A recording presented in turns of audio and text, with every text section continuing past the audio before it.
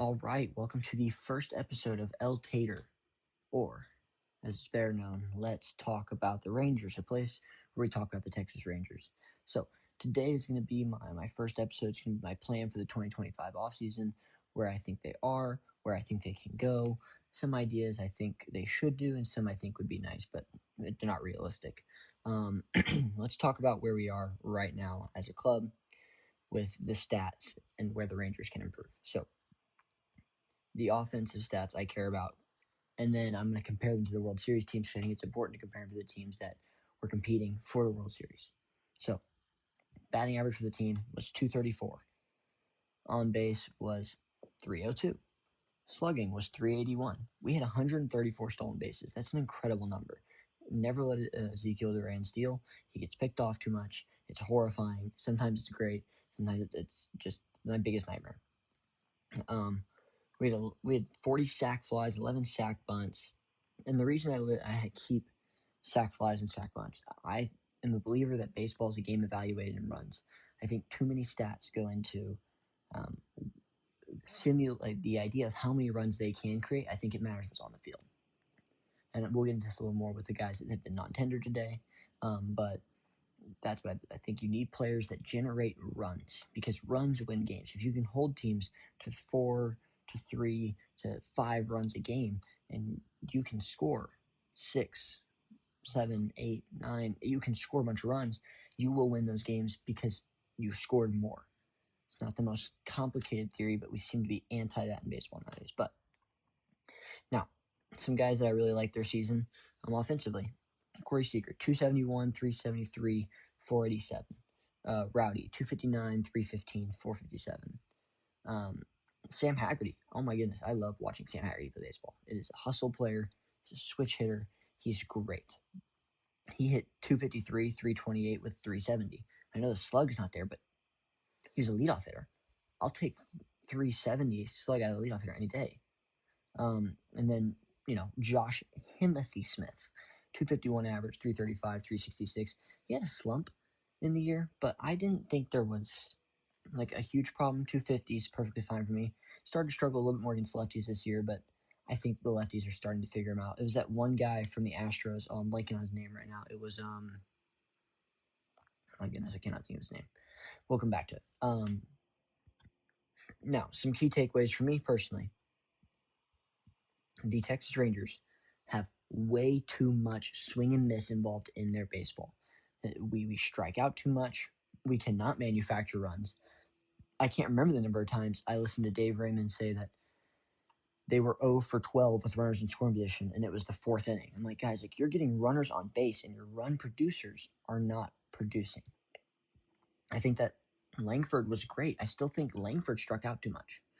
Wyatt Langford it has speed, has power. He's got all the tools, but they kept getting him to chase and kept getting him to strike out. If he can just put the ball in play, like I know this is an anti-baseball thing, but there are times when he's got runners in scoring position and all he has to do is poke one in the outfield, like just battle.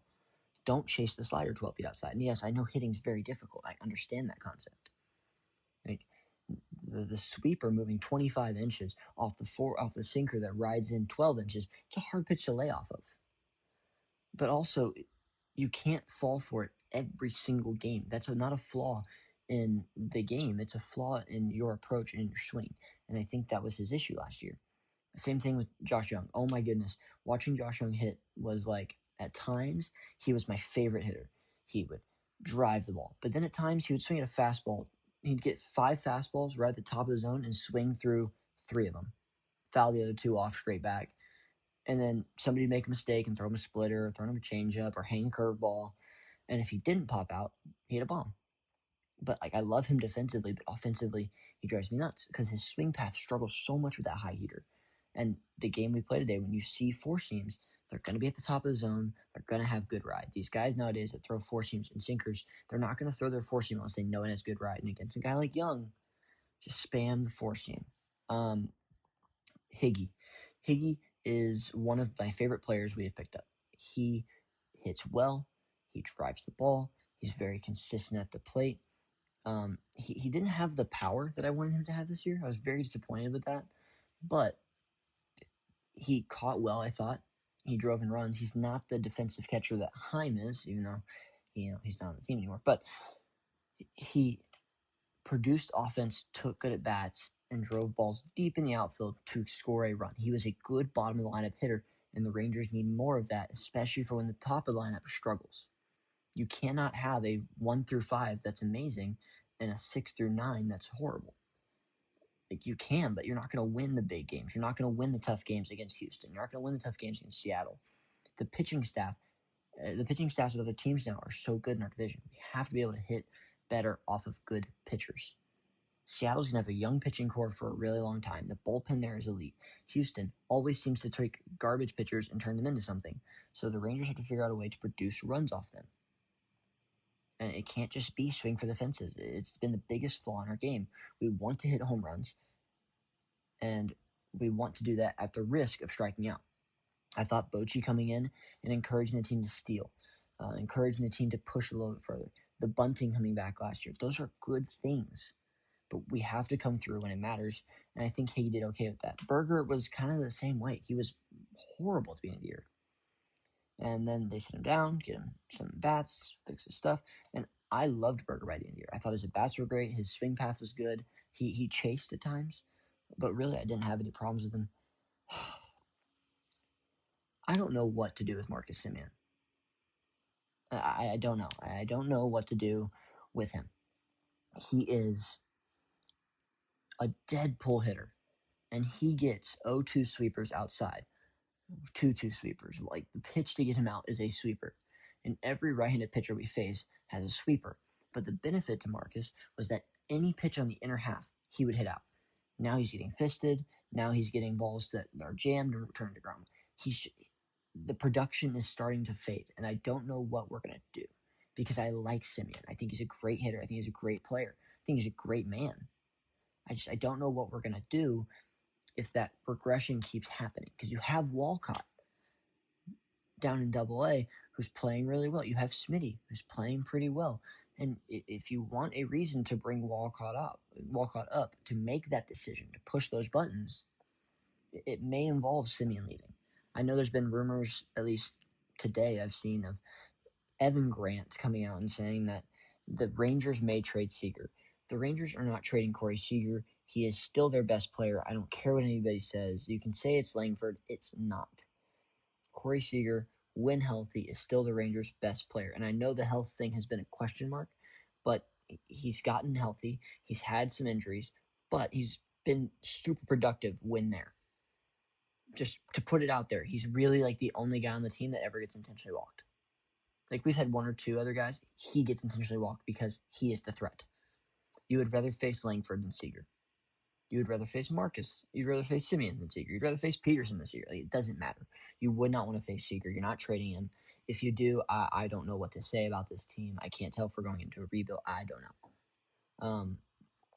Garcia and Heim. Let's talk about this real quick because they got non-tendered today. I really wanted the Rangers to go get something out of Garcia and then figure out what they were going to do with Heim. The reason I wanted them to go do something with Garcia, the Cubs right now, with Tucker leaving, have an opening and a need for an outfielder. I thought we could have traded him for Jordan Wicks, Eli Morgan, just some cheap, reliable bullpen arms that we could throw in our pen, and we wouldn't have to go out and sign free agents or rely on our young guys, because last year our bullpen was such a strength. Our pitching was such a strength in general. So I was hoping they would go get some depth for that. That way they could spend some money but not have to go spend tons. Like, the bullpen last year was incredible. And I'm excited to see what they do with it this year. I think there's a lot of potential, but to see Garcia get non-tendered, it sucks. But here's the reality. Adolis Garcia struck out way too much for a guy who was getting paid. For a guy who was supposed to be the main run producer. He hit in the lineup in a spot that is meant to drive in the runs. He hits in a spot in the lineup that is meant to get people to touch home plate. And the only way he seemed to want to do that was by dropping the bat head and trying to lift the ball out of the park. And what led to was him getting bullied by any fastball in the top part of the zone at 95 plus. The only fastballs he hit well were the ones down the zone. And even at the end of the year, he got so tired of striking out, he just started poking it, which is fine if he's down at the 7 hole. But We're relying on him so much to drive runs in, and he cannot drive runs in. Like, he drove in a good amount, but he also had the most chances. Like, let me see if I can pull up the stats. Yeah, Adolis had a 245 average with the runners in scoring position. He had a 199 with the runners on base. He had a 250 with runners not on. He had an OBP of 268 with runners in scoring position, and he slugged 400. He had eight doubles, 5 home runs, no triples, 35 hits, 58 RBIs. 58 RBIs. He's been hurt. 58 RBIs is not bad at all. 58 RBIs and 143 chances. It's okay. He's driving in the runners a third of a time. But he hit 199 against lefties. Like, 199 against lefties is not good. And then, like, let's look at the division. Like, let's look at our teams here in our division. Against the A's, he hit 245. Against, where are they? Against Houston, 194. Against the Angels, 298. And against Seattle, 204. So the only team he hit well against was the Angels. And the Angels, everybody hits well against because it's the Angels, right? I can't validate him continuing to be that burden on the team. Now, Heim's a different story. I think there's a lot of value in Heim, and I think the Rangers non-tendering him is a mistake for a few reasons. One, they don't have catching depth. I can't think of any minor league prospects besides Malcolm Moore or Ian Moeller. And both those guys are still too young or not successful enough to be in the big leagues yet. They're not prepared to come play Major League Baseball. And you could take some of the guys from AAA, but they're not going to provide value to the team. So I don't know why they just let him go. I understand that they probably would have to pay him way too much money for what he's worth. He's not worth the trade. I get that. But I think letting him be the backup to Higgy wouldn't have been necessarily a bad thing. His defense declined last year. His offense was not great at all. It was horrible. But I just don't know what they're going to do with it from there. I'm not really upset about the decision. I'm just confused. So let me get into a few things I really enjoyed about the pitching this year. Team ERA was a 3.49. That is amazing. We should have not lost as many games to that. A 1.177 WHIP for the staff. 7 hits per 9, 1.1 homers per 9, 2 walks per 9. And man, some of the standout pitchers. I mean, Jacob deGrom, 297, 30 starts. Evo, 173, 22 starts. Tyler Mahle, 218, 16 starts. Leiter, 386 and 29 starts. And Corbin, a 440 and 30 starts. Frankly, I think Jack Leiter is going to be an absolute stud. And that's coming as a bias from a Rangers fan, but also I think he has the potential and the stuff. The kick change was so impressive as he developed throughout the year. I really enjoyed watching him develop. I do think he's going to eventually lean away from his slider. It's good, but it got taken a lot. Like, there wasn't a lot of very aggressive chase on it. And I think a lot of that is he's young and he's a little wild, but 386 isn't bad at all. Man, Evo was insane. I really wish Mahle would have stayed healthy. The run he was on was incredible. But let's talk about some of the bullpen. Jacob Webb, man. I loved Jacob Webb. There were times where he kind of sucked, but that changeup against righties and lefties was so valuable. Sean Armstrong, 2.31 ERA. I mean, just incredible out of the bullpen. He was the lockdown at the end of the year. Cole Winn might be the future of the Texas Rangers bullpen. I think he is incredible. I think his pitch mix is awesome. I think if they can teach him to command the ball a little bit better, his stuff will play. That even the splitter is great. He just struggles to put it in the zone. Same thing with the sinker. Both great pitches, just struggle to put it in the zone. Hobie Milner, 384. I think personally that Bochy overused Hobie Milner. The second half just seemed like a guy who was going out there with a spaghetti noodle for an arm. He regressed hugely. It was kind of insane how much he regressed. But I still liked the crafty lefty from that arm angle. I think he got used in too many high leverage spots. Phil Maton, as I called him, the serial killer. I loved watching Maton pitch. I thought it was funny how it's like he's throwing the curveball. Here comes the curveball, swing and miss. He had a 352, which isn't horrible at all. I don't think they're going to get him back. The money's a lot there, I would argue. Jacob Latz, dude, there's not enough words to be said about Jacob Latz. He had a 2.84 ERA, started a bunch of games. He balled out for the Rangers. I very much so enjoyed Jacob Latz. Great defense. I mean, the Texas Rangers won the Team Gold Glove for a reason. That wasn't a flaw. Just because the Blue Jays dove and made a bunch of flash plays, the Rangers did not make simple mistakes.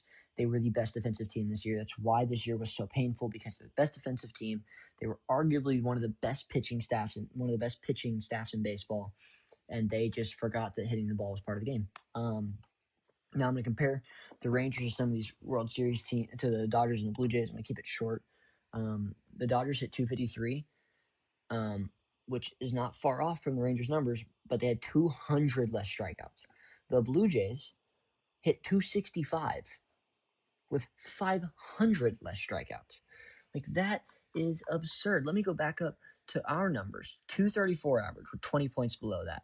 We have an on base a little over 300. The Dodgers 327, Blue Jays 333. Blue Jays slug 427, Dodgers slug 441. What do the Rangers have in their slug? They have a 381. We stole way more bases than both teams, but we struck out significantly more. We had less sac flies and less sac bunts. Like, that's complete baseball. So let me talk about my thoughts on the improvement of the Rangers going forward. I believe the Rangers can be probably more like the Dodgers in the way they approach the game offensively rather than the Blue Jays. I like the Blue Jays style. It is my favorite. It's fighting, it's battling, it's just poking the ball. What I tell the people I work with is just to be annoying to the pitcher. Try to work with two strikes in a way that annoys the pitcher, that frustrates him, that wears him down. Wearing a pitcher down is a good thing. It allows you to be successful because you're pushing the pitcher to make mistakes. And the Blue Jays did that. And then the Dodgers are the same way. They still strike out a good amount, but they battle, they draw their walks, they get on base, they hit for power more than the Blue Jays did. And that slug was still followed up by 54 sac flies. What I'd see with the Dodgers, the Rangers didn't do, is the Rangers didn't get the run home when the Dodgers did. Runner on third, less than 2 outs. The Rangers strained that opportunity. The Dodgers cashed that check. And that's what made them the team they were. Yeah, they have all the star power. You have all the Shohei and the Mookie. But if you go just simply based on the fact that in baseball, it's not about the name, it's about the runs. The Rangers outpitched the Dodgers throughout the regular season. Yoshi was nuts. Glasnow was nuts. But the Rangers, statistically and on the field performance, I think pitched better. They should have played better. The pitching was great. It will definitely regress. But if we can just get a small regression, even if it's 5%, you still have a top 5 to 10 pitching staff, and this offense can do it. I saw them do it in 23, where they were an absolute baller team, and they were competing. There are some things to evaluate. There's some players regressing to the mediocre means. The big ones the Rangers took care of today with Adolis, with Heim, and with Sporzy. We gotta talk about the bullpen. There's some possible trades. A couple of them went out the window when they got rid of Adolis and Heim, but there's a few more, and then some ideal free agent signings, in my opinion, for the team. So let's start with the money side. If we can keep 36.5, if we can be at 36.5, we will stay under the luxury tax, which I know the owners are trying to do. I don't have a problem with that. It doesn't bother me. Free agents after 2026, Sam Haggerty opted into a 1-year contract today, and Peterson. Earlier today, as I said earlier, Adolis Garcia, John Heim, Josh Boers, and Jacob Webb were non-tendered. They're all free agents now. Kind of upset about the Webby one. I thought he was very effective. Sporzy, I'm not. He's just been constantly hurt after winning the World Series. Heim and Adolis, very mediocre means regression. So let's talk about trades I like. There were a couple ideas I had for Adolis and for Heim and for Sporzy, but here's my first one. Jock Peterson has to get traded if we're not in the race for a pennant. He's going to play better this year. People hated on Jock. I don't think he's a bad hitter by any means. I think he struggled out of the gate in a new place, and because of that, he had a slow start, got in his own way, then started hitting. Then the White Sox broke his hand, because why wouldn't the White Sox hurt him? Right? Makes perfect sense. I think if he doesn't go down from the White Sox injury, he plays for a really. He started to get hot before that.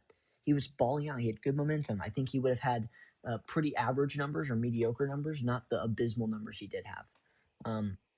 We have to be in the race for a pennant or a division or a World Series by the deadline. If not, Peterson has to go. You can't let that contract eat out. It's a chance, if we're out of contention, to open up the DH for other players. He does need to learn how to play first base, though, like actually defensive first base. Some free agent signings that I think the Rangers should totally invest in. Sean Armstrong has to get re-signed. He was nails out of the bullpen against righties and lefties, but especially against righties. He was absurd.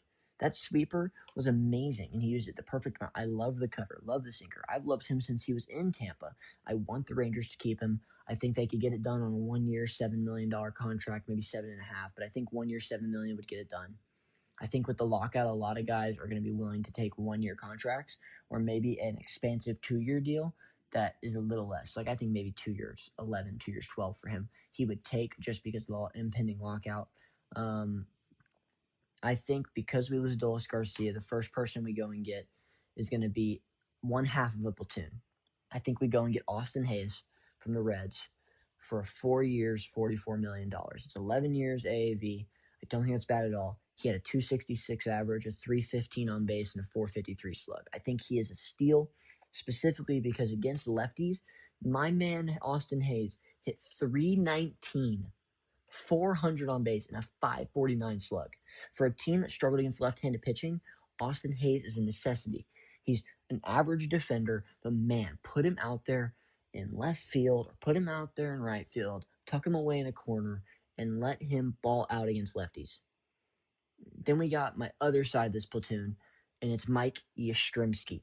1 year, $12 million. He's getting old, but man, even in non-hitter friendly ballparks, 233 average, 330, 403, I see a very big and large upside for him against righties. And the Rangers Stadium is not super hitter friendly, but with the way he hit in San Francisco and in Kansas City, I think you put him in a ballpark like Globe Life Field, and he will play amazing. I think you take the risk, even if he's just an extra hitter off the bench, or every once in a while he gets to start against righties. Like, I think that is a good idea. And if it's a 1 year, $12 million deal, it's more than other teams are probably likely to get him. I saw the expectation was 1 year, 11. Give him the extra million. Take him on your team. Let him play well. And if he doesn't play well, ship him off to a contender who needs a left-handed hitter. And then my last big free agency take is Kenley Jansen. It sounds ridiculous, but Kenley Jansen is chasing 500 career saves. He wants that number. He's 38 years old, but last year with the Angels, he had a 2.59 ERA, 29 saves in 62 games, and a .95 WHIP. That's what you need out of a closer. He's an elite cutter. He's a fly ball pitcher, but he limits damage super effectively. He pitched with the Dodgers. You know he has a good reputation in the big game. I want Kenley Jansen. He can be the 8th inning guy. He can be the 9th inning guy. It doesn't bother. It doesn't matter to me. Getting Kenley, it's a 1 year, $8.5 million deal. He took 1 year, $10 million from the Angels last year. I know he lives in California. He may not take a deal with Texas, but I would sign him to it, take the risk, and use him in the bullpen as your closer. I think he would be dominant. I truthfully think he will ball out. And again, if he doesn't, we're in the same scenario we were last year. We slide Armstrong in, and we're fine. I just think that we've gone... Last year, the no closer thing was the dumbest thing Bruce Bochy has ever done. Robert Garcia can never touch a high stakes. He can't pitch after the 6th inning. He can't not. Like, it's horrific. I think I think it may push us a little bit over the luxury tax. I'm not sure about the numbers. Nothing's been, I'm having a hard time finding the digits for what's actually confirmed, but I believe it will keep us under, and they're 1-year contracts, so you can take the risk. I think the offense, some closing things and some like really cool ideas that I would love the Rangers to do that I don't expect to happen at all. I think the offense bounces back and we see a different version of baseball in Texas. I think we get back to that fighting with 2 strikes, base hit to base hit, moving the runners, bunts, fighting to create runs, and then you get your good guys who are producing runs in good spots. Like, I think Langford could be a leadoff hitter. That's great. I also think Langford should be hitting in the 3 hole or the 4 hole, not because he hits home runs, but because he can drive in runs. Same reason I've always liked Seager in the 3 hole or in the 4 hole. Not because I want him to hit bombs, but because he can produce more runs. I want people on base with Seager up. I want teams to have to face Seager, Langford, Peterson with a runner on third, no outs. That's the combination I want them to have to face. That is ideal for me, and I think we steal bases. I think we play good defense, and I think that it's going to be a better year for the Rangers overall. There are a couple things that would be nice, but not likely. I would love to see the Rangers take a shot in the dark on one of these Japanese starters. Tatsuya Imai, I would love to have. I know he said something the other day that I love. The quote was, "We're not busy looking at each other's improvements. We're competing to be the best in the world." He was referring to Yoshinobu Yamamoto. He's saying he just wants to be better than him. And I'm like, that's the kind of energy I want on my team. The last time we took a shot on a Japanese starter that I can remember that actually like surmounted anything was Yu Darvish, and that was a great deal. And I don't really agree with the Rangers trading him way back when, but who cares? Way in the past. If you can't do that, I don't mind a trade for Sonny Gray. He's an older veteran, but he can anchor that rotation. I don't think it's going to happen. I think the Rangers would probably overpay for it if they had to because it's the Cardinals. But maybe. And then I would love to go get a guy like Tyler Rogers, go get that submarine low angle pitcher, just a funky guy to throw at the end of the game that's just going to mess with the hitters and do a good job of setting us up for success for, maybe Tyler Rogers, Sean Armstrong, and Kenley Jansen, 7, 8, 9. That'd be pretty awesome. And then my one thing that I really, really, really, really want the Rangers to take a risk on, if we're moving to the route of we're not super passionate about the strong defensive catcher, which the move off of Heim tells me, I want the Rangers to go sign J2 Realmuto. I want them to go sign him. It doesn't have to be for a long, it can be a 2-year contract. It can be through the end of his career, whatever you want to do. I think you sign him, you take the bat, he's hit well in Arlington, and you put him back there and you let him just mash baseballs. I think you could even put him in the DH spot when there's a lefty on the mound, let Jock sit, let Realmuto hit for Jock. That's a great plan. I think that'd be beautiful. I would love to have JT. I don't think the Rangers will do it. I think if they did, they'd have to pay a ton of money, so I just don't see it being likely. So here's what I'm seeing as the opening day rotation and the lineup. Right now I have it as Evo as the game 1 starter, Leiter number 2, DeGrom 3. I think DeGrom, they're going to start slowly moving him down in the rotation because he's getting older and they want to keep him healthy and they want to be able to skip a start. So Evo, Leiter, DeGrom. A guy that people forgot about that I hate watching pitch, but he's effective, is Cody Bradford. He's recovering. He's throwing. He has always been a low 90s guy, but he's been that funky lefty, way over the top arm angle, super tall. He's been effective for us. Put him in the 4 slot, see what happens. And the reason I mentioned Sonny Gray earlier is because I have the 5 spot right now being Kumar Rocker. I don't like that. I would let Jacob Latz compete for it. I would let some of the younger guys in AAA compete for it. But right now I have those guys in the bullpen. But Rocker is scary, but I think he has all the potential in the world to be awesome. When he pitched against San Diego, I can't remember what game it was, but he pitched against San Diego, and I was on vacation when it happened. And man, watching that game, the cutter was nasty, sinker, everything. Everything was working. And I think that's what he needs. I just think the Rangers need to figure out how to develop him better. He has all the potential. I don't want to waste it. I even thought it wouldn't be a bad idea to move him to the pen. I know it's a waste of potential for his longevity, but if he can be effective in the pen, that's a controllable bullpen piece that can be a late inning guy. But then I have my bullpen ideally being closer in eighth inning being a flop between Kenley Jansen and Sean Armstrong. The seventh inning being Cole Winn. And then the other guys you got are Robert Garcia, lefty, Luis Crivello, righty, Jacob Last, lefty, Emiliano Teodo, righty, and Jose Cornell, righty. I have my ideal lineup being Josh Smith in the leadoff spot, Wyatt Langford in the 2-hole, Corey Seager in the 3-hole, Jock Peterson in the 4-hole, Jake Berger in the 5-hole, Marcus Simeon again at second and 6-hole, a flip-flop between Evan Carter and Mike Yastrzemski in the 7-hole, Josh Jung in the 8, Kyle Higashioka in the 9th. And being able to flip-flop some things with Austin Hayes, who's on the bench, along with Cody Freeman, Michael Hellman, or Ezekiel Duran. A blend of those guys. Man, Cody Freeman earned all my respect. So did Hellman at the end of the year. I love those guys. I'm trying to think. Oh, Evan Carter. Yeah, I don't know what we're doing with Evan Carter right now. I really don't. I don't know if I loved him in the 23 World Series, and I think they started to figure him out. And the extra film on him from the playoffs has caused him to struggle. But he's also been so unhealthy. And like for me, it's a blend of unhealthy and not successful. It's a blend that you don't want to see in a young player because the potential's there. We saw it in the playoffs. But he has not returned to that form yet at all. He's not even been close to returning that form. I haven't even seen glimpses of the Evan Carter that we once thought we saw.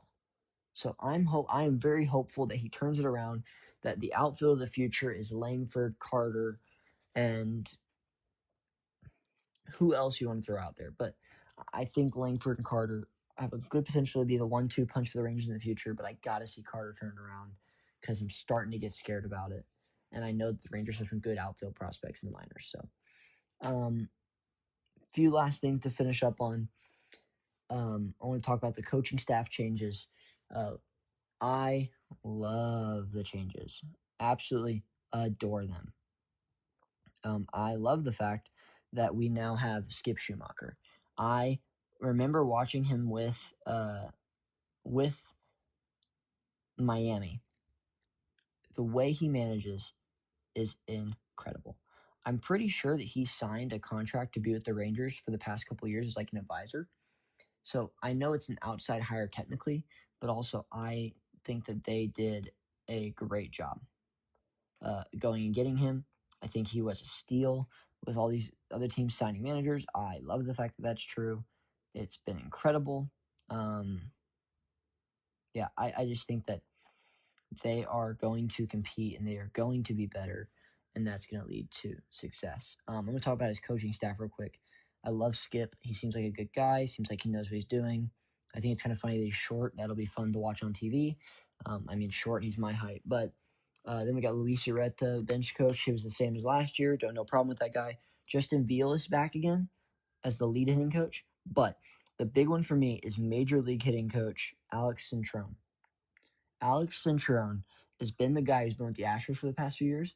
And I feel like when we go and play the Astros, they just have some random guy whose his first name and last name are relatively similar. We go and play them, and they ball out. Like last year, it was Taylor Trammell. Like, guy just hit. Chas McCormick just hit. Like, these guys in the Astros just hit. Like, they were good hitters. That's what's always defined the Astros for me. And I think going and snagging their hitting coach is a huge game for the Rangers. And I hope that they take his philosophy to heart.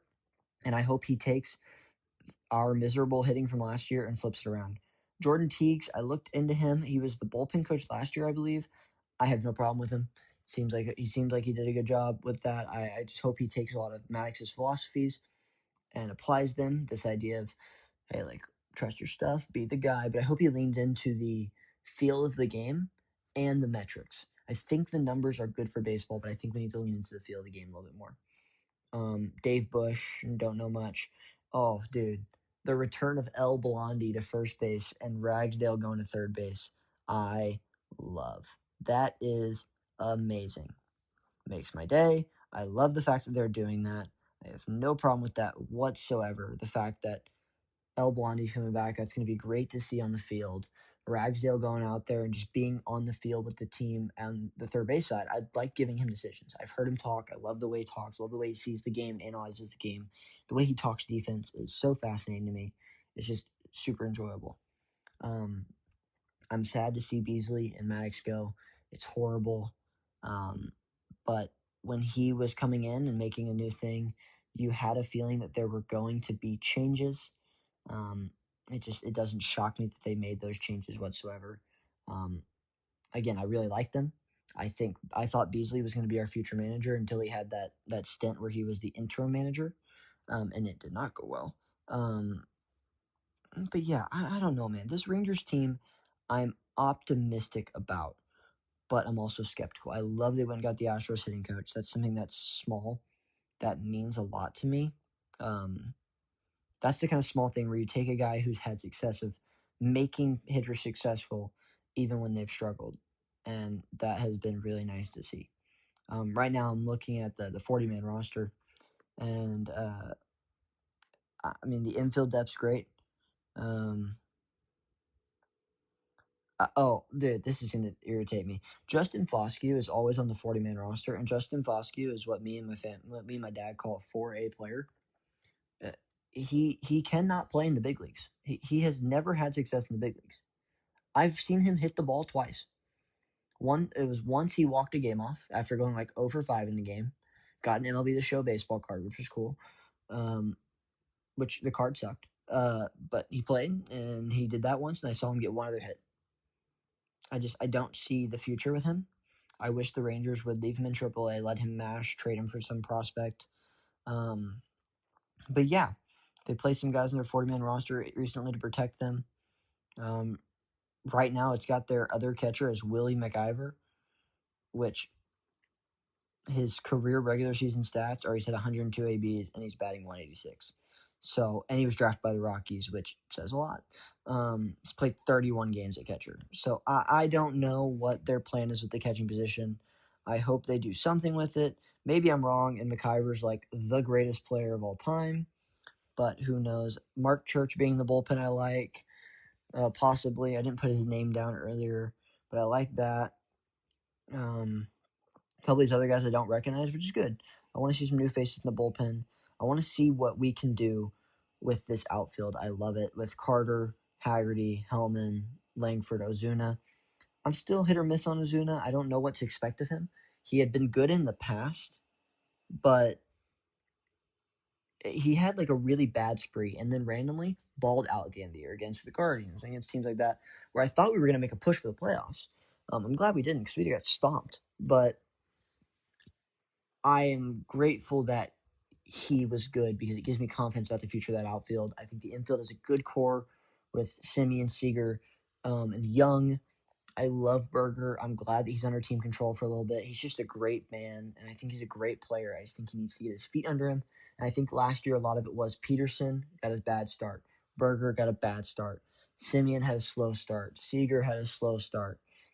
Langford had a slow start. Like all these guys had bad starts to the year, and it took them a really long time to find their groove because I think the hitting situation we had last year was so poor. Like I liked Brett Boone. I liked some of these other guys we had there, but man, like your best hitters were struggling, and it felt like our advice was, hey man, just keep going out there and keep swinging. Just keep swinging. We sound like Dory. Like we sound like Dory from Finding Nemo. Just keep swinging, swinging, swinging. Like that's great. But eventually, you have to make an adjustment, otherwise you're going to lose baseball games. Baseball is a game of adjustments, and I felt like I watched the same team go out there and play every game. And it drove me nuts because we were a high-quality team that should have won more games, and we didn't. I'm actually going to see if I can pull up the expected win total real quick so I can finish with that. Expected win total, Texas Rangers 2025 season.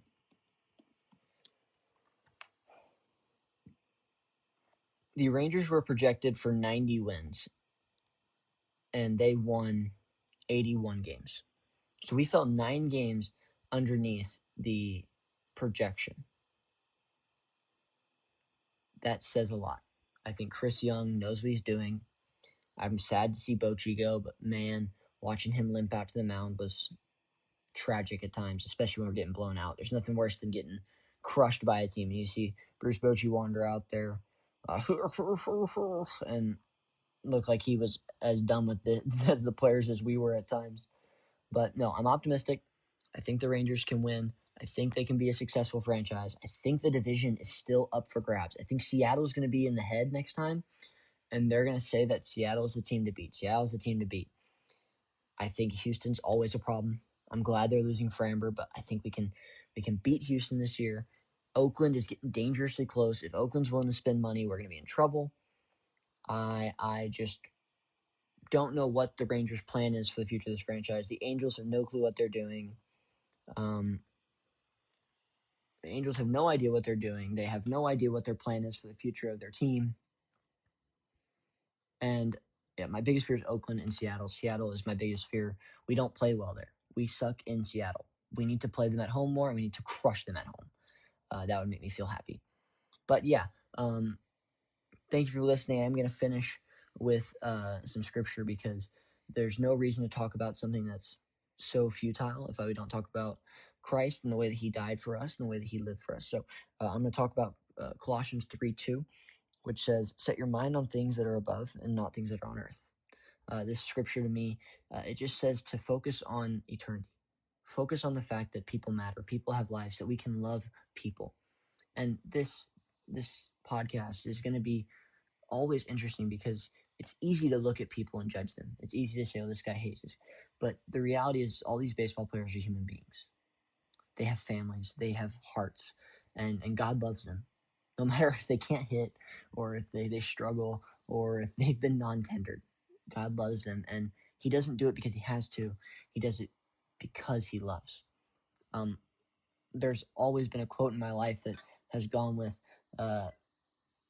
you love despite. God loves despite the fact that we don't deserve it. He forgives despite the fact that we are broken.